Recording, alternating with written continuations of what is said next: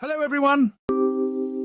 Today we're diving into the wild and wacky world of US tech companies pulling their supply chains out of China like it's a bad breakup. Adopting what's being called the anything but China, ABC strategy.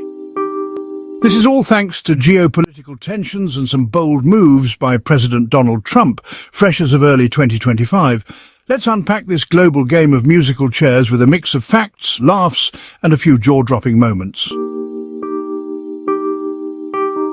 So, picture this. The ABC strategy is like telling China, it's not you, it's me, but really it's all about Trump's policies and some serious US-China drama. This is a big shift from the old China +1 days, where companies kept one foot in China and another somewhere else, just in case. Now, big names like Nvidia, Marvell Technology, Intel, Infineon Technologies and Micron Technology are packing their bags and heading to Vietnam and Malaysia. Why? Well, the US slapped 10% tariffs on Chinese imports. Ouch! And there's talk of even more. Plus, the CHIPS Act dropped a cool $53 billion to boost US semiconductor production, with a catch-no expanding in China for a decade. Talk about a plot twist. What's pushing this breakup? Geopolitical tensions are hotter than a summer barbecue, and the FBI is waving red flags about China's economic espionage like it's a spy movie. Just last month, the US added dozens of Chinese companies, including Tencent and Katiel, to the entity list, basically saying, "You're grounded." The COVID-19 pandemic didn't help either. It showed how shaky supply chains can get when you're too cozy with one partner. China's exports to the US even dropped by 25% in the first half of 2023 compared to 2022. That's a big see you later in trade terms. Now, let's sprinkle some numbers into this stew. Back in 2019, 96% of US-based companies had China in their top 3 sourcing countries, but by early 2021, that fell to 77%. European companies followed suit, dropping from 100% to 80%. Meanwhile, Vietnam's been soaking up investment like a sponge, becoming Southeast Asia's top spot for foreign cash in 2022, beating out Singapore. But here's the catch. Moving away from China jacks up costs by up to 15%, and shipping from Vietnam takes 20 to 25 days compared to 15 to 20 from China. Efficiency's taking a hit, folks. Someone call the logistics doctor. This isn't the first time we've seen this dance. Back in the 1960s and 70s, manufacturing waltzed over to Japan. Then in the 80s and 90s, it charged to China for cheap labor. Now, the pendulum's swinging back. Southeast Asia and maybe even the US are stepping into the spotlight. It's like history's playing a remix. Remember the textile boom in China during the 90s, after trade quotas lifted? Policy shifts like today's tariffs are pulling the same levers.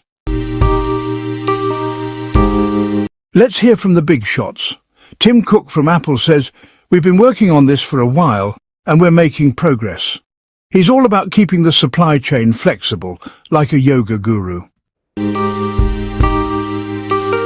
Then there's Elon Musk, Tesla's wild card, who drops, "Failure is an option here. If things are not failing, you are not innovating enough." He's basically saying, go big or go home, which fits this risky shift perfectly. On the flip side, a Chinese official fires back, "China's manufacturing sector is irreplaceable due to its scale and capabilities." Oof, shots fired. And Jack Ma from Alibaba chimes in, reminding us China's still the king of e-commerce. Who's right? Grab some popcorn. This debate's heating up. So why ditch China? First, it's about risk. Spreading out means less panic if trade wars or typhoons hit. Second, resilience. Multiple sources keep the lights on when one goes dark, like we saw in the pandemic. Plus, new spots like India and Vietnam might spark some innovation. Apple's already assembling iPhones there. But hold up, there's a downside. Costs can jump 30% outside China thanks to labor and rules. Efficiency? China's got suppliers packed tight like sardines. Other places can't match that, so lead times stretch. And skilled workers? China's got a massive talent pool. Elsewhere, it's like finding a unicorn. Let's peek at some real-life tries. Apple's iPhone assembly in India and Vietnam hit snags. Quality control's a beast and efficiency's playing hard to get. Foxconn setting up shop in Mexico to dodge tariffs, but building factories and training folks takes forever and a fortune.